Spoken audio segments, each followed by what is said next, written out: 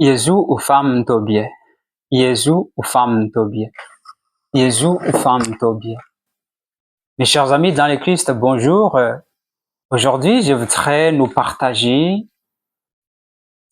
mon analyse personnelle que j'avais tirée du livre de Jean-Paul II intitulé Amour et responsabilité. Donc, j'avais intitulé mon analyse personnelle de ce livre La personne et l'essence de l'amour. La personne et le sens de l'amour. Dans le second chapitre, la personne et l'amour des livres de Jean-Paul II, donc là, dans le second chapitre, la personne et l'amour de son livre, notre auteur se concentre sur les analyses de l'amour. En procédant à ces analyses de l'amour, la personne et son bien véritable restent toujours le centre de son approche. Conformément à cette investigation, notre analyse a pour but de faire comprendre la conception voïtienne de l'amour et de dégager la grande place qu'occupe celui-ci vis-à-vis de la personne. En faisant comprendre la dignité de la personne, Wojtyła tâche également d'analyser et de montrer quel est l'amour qui convient à cette dignité humaine. Ces analyses se comprennent par ces 3 points intitulés analyse générale de l'amour, analyse psychologique de l'amour et analyse morale de l'amour. Il est fort bien nécessaire d'interpréter à notre manière, sans écarter de ces analyses, ce qu'est l'amour. Donc nous allons interpréter dans notre manière l'analyse du pape Jean-Paul II. Peut-on définir ce qu'est l'amour? Peut-on définir ce qu'est l'amour? Oui, mais il est équivoque et comporte plusieurs sens, même si on va se limiter dans l'amour conjugal d'après le père Carole. Toutefois, nous essayons de résumer ces sens ou cette conception de l'amour dans notre interprétation. L'amour est un don de soi ou un auto-engagement désintéressé dans la vertu, dans la liberté et dans la responsabilité conformément au plan de Dieu présenté par le Christ. L'amour est également une auto-affirmation ou auto-réalisation de la personne elle-même puisqu'elle est faite pour aimer. Étant philosophe et théologien, Jean-Paul II tient compte de la pensée d'Aristote et de la parole divine. D'une part, il est d'accord avec Aristote par le fait de dire que l'homme est un être raisonnable. D'autre part, il est aussi d'avis de la Bible par rapport à la fameuse phrase dans la Genèse « Faisons l'homme à notre image et à notre ressemblance ». Tout au long de son histoire, l'homme est appelé à faire apparaître son état rationnel, son image et sa ressemblance divine. Dieu est amour et l'homme, en tant que son image, doit devenir amour. C'est en se donnant librement à ses semblables de manière désintéressée que l'homme se réalise. L'amour est donc un devenir pour chaque homme. Il est une vertu qui n'est jamais et que l'on ne peut pas réaliser dans un instant. Il est un effort. L'amour peut être visible et palpable à travers les actes opérés par l'homme. D'où l'acte bienfaisant, bienveillant. Celui-ci est également comme une force intérieure ardente que Dieu a mise dans chaque personne et à la fois sa tâche vocationnelle qu'elle doit fournir à tout instant. La conception de l'amour développée par Karol Wojtyła est tellement bouleversante car il exige qu'il impose toujours la responsabilité. Donc pour le pape Carole ou bien le pape Jean-Paul II, on ne peut pas parler de l'amour sans responsabilité. C'est pourquoi quand un homme se marie à une femme, il doit assumer sa responsabilité paternelle ainsi que la femme doit assumer sa part maternelle. L'amour perd son sens quand il est dépourvu de la volonté libre, de la responsabilité, de la vérité.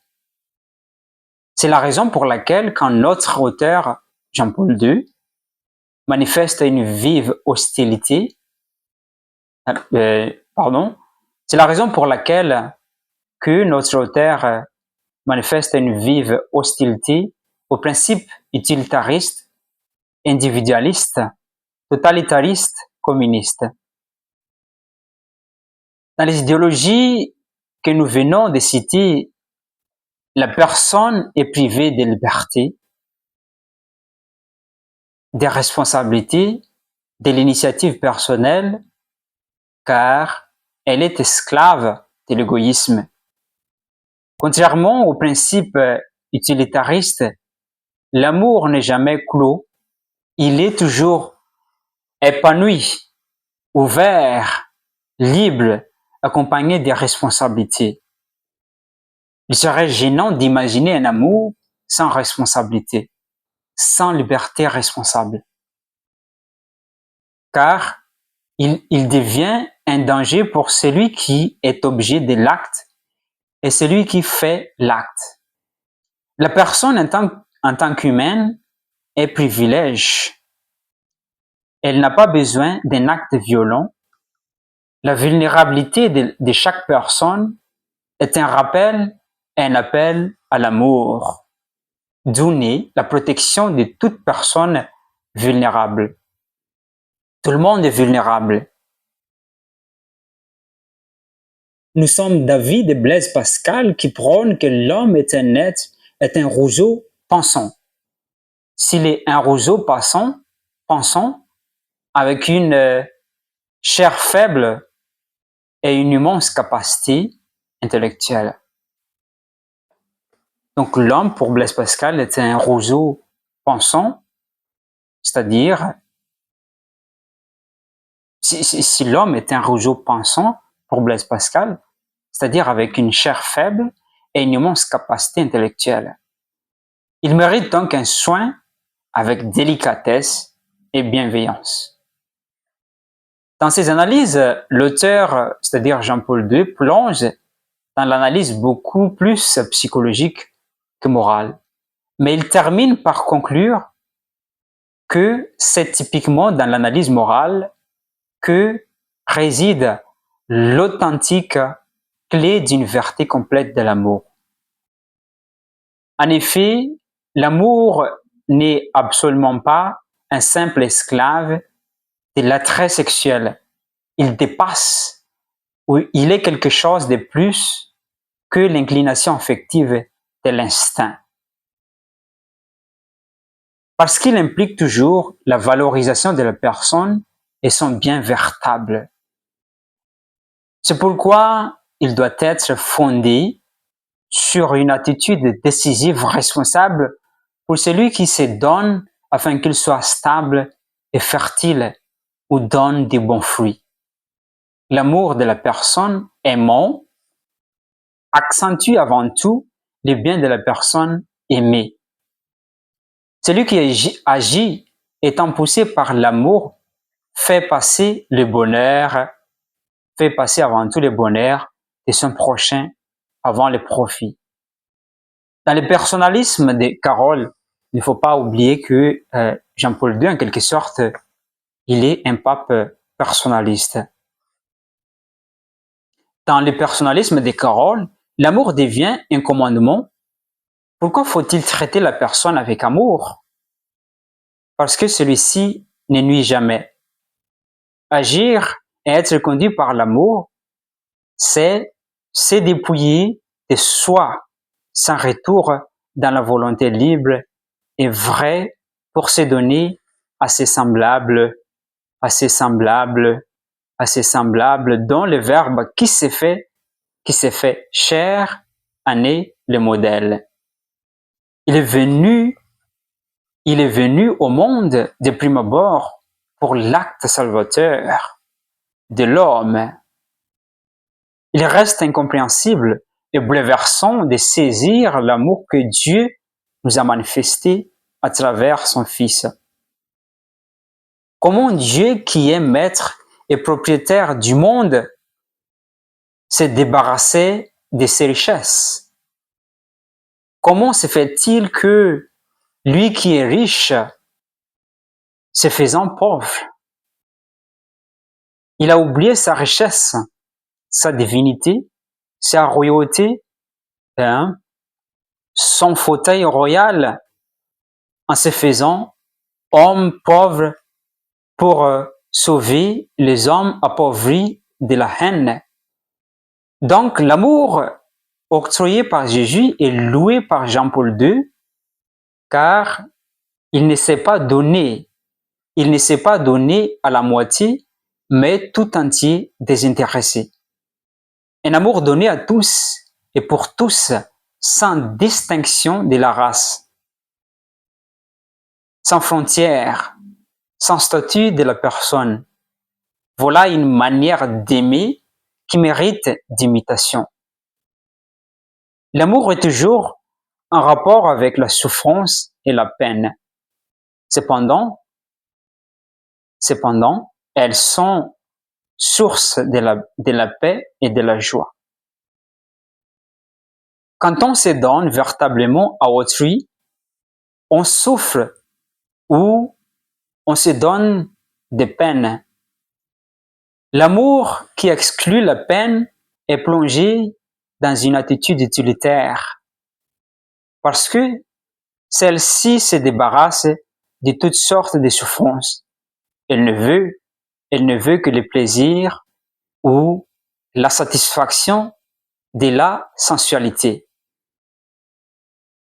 Dans l'analyse générale de l'amour, Jean-Paul II mentionne que l'amour est toujours un rapport mutuel de la personne et son sens est lié à l'attitude à l'égard du bien. Il est toujours attirance et bienveillance. À un moment donné, Jean-Paul II définit aussi l'amour comme attrait. Un attrait qui n'est pas statique, mais plutôt qui intègre l'engagement de la volonté et de la pensée. L'amour comme attrait ne reste pas dans l'attirance sexuelle, il est aussi un engagement de la pensée dans lequel la personne aimée est considérée comme une grâce véritable, valeureuse. Par le fait que la personne est à la fois matérielle et spirituelle, il n'est donc pas nécessaire que l'amour soit esclave de réactions émotivo-affectives et attrait instinctif. L'amour resté dans le pur affectif provoque toujours un problème interhumain, car celui-ci vise tout simplement la personne comme un bien matériel.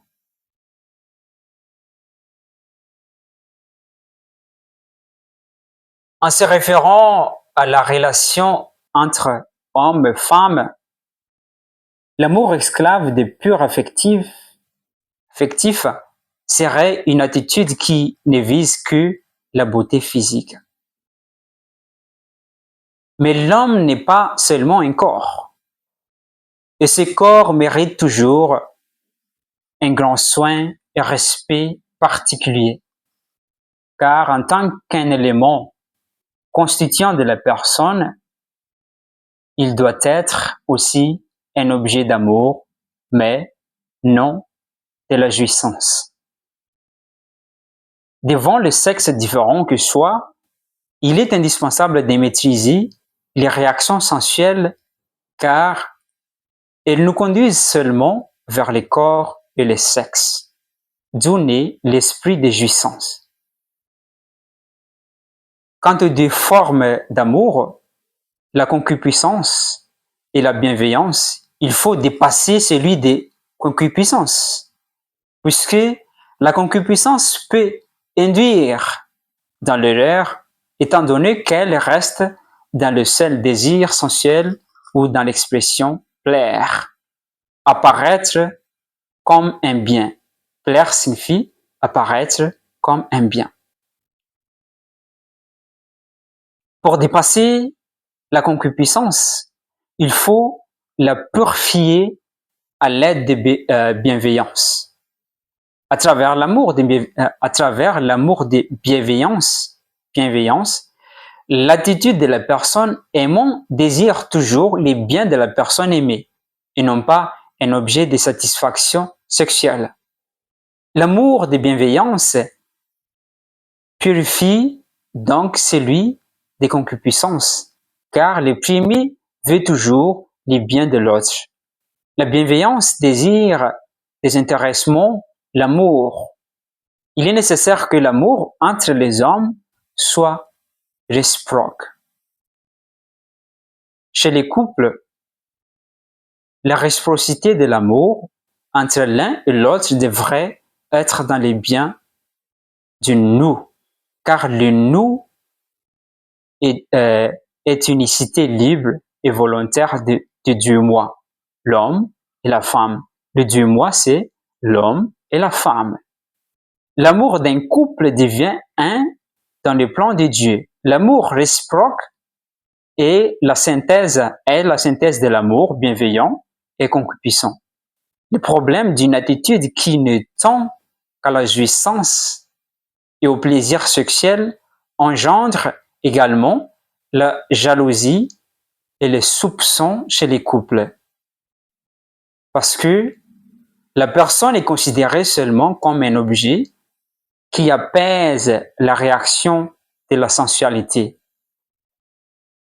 La jalousie et le soupçon sont des maladies qui bloquent l'ouverture aux autres. Le corps devient un objet que l'on possède. En prenant le corps d'une personne comme un bien ou une possession, l'attitude devient celle de l'utilitarisme et de l'individualisme. Personne n'a le droit de posséder l'autre, car l'âme et le corps n'appartiennent jamais à nous. L'âme et le corps n'appartiennent jamais à nous. C'est la raison pour laquelle la doctrine chrétienne nous exhorte d'être en accord avec ces conseils. Nous ne devrions pas dire « j'ai un corps, j'ai une âme ». Donc là, c'est la doctrine chrétienne qui nous exhorte de ne pas dire « j'ai un corps, j'ai une âme ». Que serait vraiment sujet propriétaire de l'un et de l'autre? Il nous faut dire, comme nous le recommandait Berger, je suis une âme, et mieux encore, je suis vraiment un comme corps et âme. Je suis vraiment un corps et âme.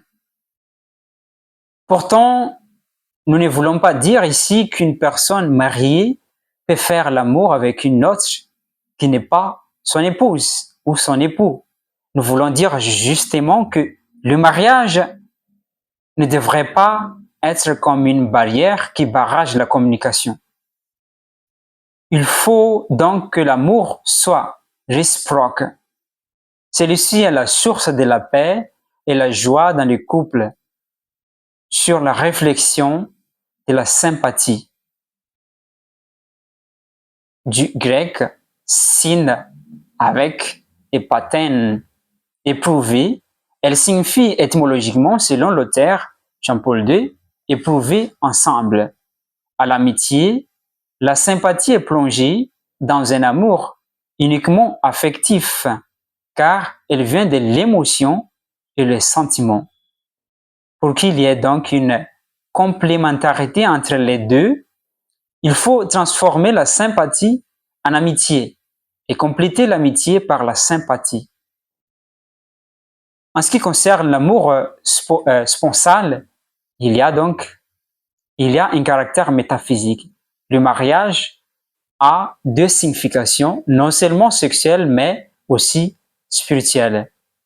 Et en même temps, il exige le don de soi, l'engagement, car l'amour implique toujours les termes « je suis responsable de ce que j'ai fait, je dois m'engager librement, volontairement, je dois me donner des peines pour les personnes aimées, il faut que je vise les biens véritables d'autrui ou peu importe l'expression sur l'esprit d'amour. »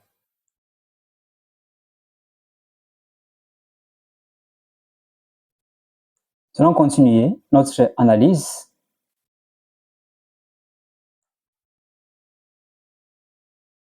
À propos de l'analyse psychologique, l'étude sur l'amour cherche beaucoup plus à percer l'intériorité et l'esprit de la personne, c'est-à-dire cette analyse psychologique s'occupe de détecter les secrets de la vie intérieure de l'homme. Il s'agit d'une explication qui dévoile la manifestation de l'émotion et la perception, la réaction des sens aux excitations produites par des objets, comme dit l'auteur, de la sensualité, de l'affectivité et de l'amour affectif, de la conscience. Elle termine par démontrer les problèmes de l'intégration de l'amour. Notre auteur Jean-Paul II nous fait voir, à travers son analyse, qu'il y a des rapports entre la perception et l'émotion, car elles s'associent et leur rapport pénètre la conscience. Il dit également dans son analyse de la sensualité que celle-ci est l'un des éléments intérieurs instinctifs qui ne vise que le corps de l'homme. La seule sensualité est insuffisante car elle ne tient pas compte de l'intégralité de la personne. L'attitude apportée par celle-ci ne peut pas contenir la définition de l'amour, puisque l'amour, en tant qu'amour, n'est jamais égocentrique. Dans les cas contraires, il n'est pas celle qui est. Donc, dans les cas, si l'amour est égocentrique, dans ces cas, l'amour n'est pas ce qu'il est. Donc, si l'amour n'est pas ce qu'il est exactement, il transforme en haine. Si la raison d'amour est due à ce que Carole appelle sex appeal, tendance sexuelle, elle ne va pas loin. Il faut donc aller au-delà de l'idée sex appeal, c'est-à-dire tendance sexuelle, il faut aller au-delà de ça. Pour compléter l'attitude basée sur la seule sensualité, il suffit d'imposer un savoir vivre valable vis-à-vis de la personne. Sans celui-ci, la sensualité reste toujours un vide dangereux. De même, l'amour resté dans l'affectivité est un glissement vers la sensualité. Il faut alors les transformer en un amour vrai. Dans le problème de l'intégration de l'amour, Carole Wojtyła professe du point de vue psychologique que cette vertu n'est pas futile, mais un problème qui creuse toujours notre intériorité, notre esprit. C'est ainsi qu'il est incontournable de dire que si l'amour est une situation de l'intériorité et de l'esprit de la personne, il doit être fondé sur la vérité. L'amour doit être fondé sur la vérité. L'esprit est un élément intérieur qui engage la personne à la recherche de la vérité ou la connaissance véritable. Cette vérité nous rend libres ou conditionne notre liberté, car elle ne vise pas seulement la matière, le corps, les objets. du fait que l'amour est un engagement de l'esprit, il impose la vérité, la liberté. Il est d'ailleurs une orientation vers l'autodétermination de la personne. On va finir. Parmi ces trois analyses, l'amour ne trouve sa plénitude que dans le sens moral. Il ne s'agit ici d'une morale de situation fondée sur une conscience large de l'existentialisme, mais plutôt une morale personnaliste. L'amour n'exclut jamais son sens moral. Il est un commandement provient de l'Évangile et une vertu surnaturelle visant toujours la valeur de la personne entière. C'est pourquoi l'amour au sens psychologique doit, chez l'homme, être subordonné à l'amour au sens moral, sous peine de rester non intégré. En définitive, il ne peut y avoir de plénitude psychologique de l'amour sans plénitude morale. C'est ce que dit Jean-Paul II. Pourtant, notre auteur ne veut pas dire qu'il faut exclure toutes les réactions instinctives du sentiment, de l'émotion, de la sensualité, de l'affectivité, de l'attrait, etc. Elles ne sont pas mauvaises, mais ce sont des éléments qui attisent le cœur de celui ou de celle qui aime. Sans ces éléments, c'est-à-dire sans les éléments sentimentaux, les éléments affectifs, sans ces éléments, l'amour devient tiède et hors d'atteinte. Mais il faut tout simplement les dépasser parce que cet écrivain polonais appelle empirisme rationalisme.